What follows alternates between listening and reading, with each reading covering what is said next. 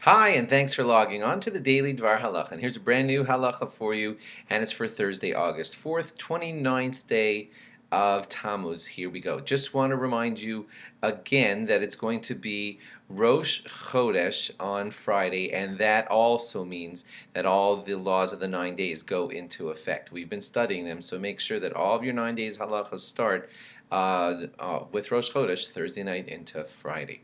Now, for Tisha B'Av, the rule is generally that pregnant and or nursing women should try to fast. Okay, I know it's a tough thing, but if you're pregnant or nursing, you should try to fast on the day of Tisha B'Av. If you know that there's going to be any medical difficulties, certainly speak to a rabbi and get guidance. Occasionally, in the right circumstance or the wrong circumstance, the rabbi will, instruct you otherwise. But the general rule is where everything is okay, that you're supposed to try to be fasting all day. It is just a little bit more lenient this year because it is not actually the 9th of Av on the day. It's a nidche, it's been pushed off from Shabbos, but you'd have to speak to a rabbi if you feel that any leniencies apply to you, and they could if you're having difficulty with any illness or whatever. Often Tisha B'Av is one of the hottest days of the summer, and certainly dehydration has to be considered, although the long-term predictions, at least here on the east coast of the U.S., are for it not to be the hottest day of the summer, but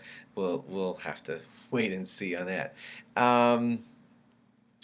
Okay, if you're ever told, this is the next halacha, if you're ever told that it's actually dangerous for you to fast, then it's prohibited for you to fast. So there's no such thing as being a hero.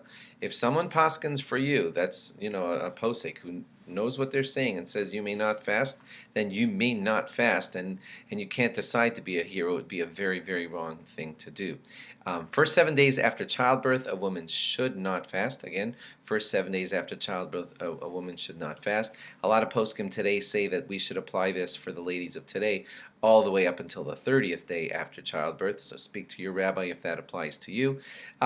Children, it's hard to set an exact year on and say they must start trying from when they're 11 3/4 of age. You can't put a number on it like that. Certainly the parents should consult with, those who guide them and get an idea, what should I do with my 10-year-old, what should I do with my 12-year-old. One thing for certain is that any child who is too young to be fasting at least should be trained to feel that it's a fast day and perhaps indulge a little less in treats. So yes, have your lunch if you need to be eating lunch, but maybe don't eat candy all afternoon on Tisha B'Av afternoon because it's a fast day. That's one way that they could at least experience it. This year, when the fast has been postponed from Shabbos on to Sunday, so please remember that on Sunday you're not allowed to eat until you make Havdalah. So if you are, for whatever reason, breaking the fast, you have to just recite Havdalah first and drink something like beer or something that, not wine or grape juice, in your Havdalah. If hopefully that won't upset your stomach, and you say the proper Havdalah, the Baruch HaMavdil Bracha, and something like beer or tea or something that would be an appropriate drink, and make a shahakol on that. On other fasts, you are allowed to rinse out your mouth if you're in distress and just spit out what you rinsed your mouth with. On Tisha B'Av, the halacha officially is that you should try not to do that unless you're in great distress. You'd have to, and don't be easy on yourself on that. If you have a little bit of bad breath, okay, you have a little bit of bad breath, deal with it. But if you're in great, great distress, then there is possibly leniency about just, rinsing and spitting it right out. Make sure to lean over and spit it right out, but don't be lenient about that if you don't have to be. And on Yom Kippur, that's not allowed at all.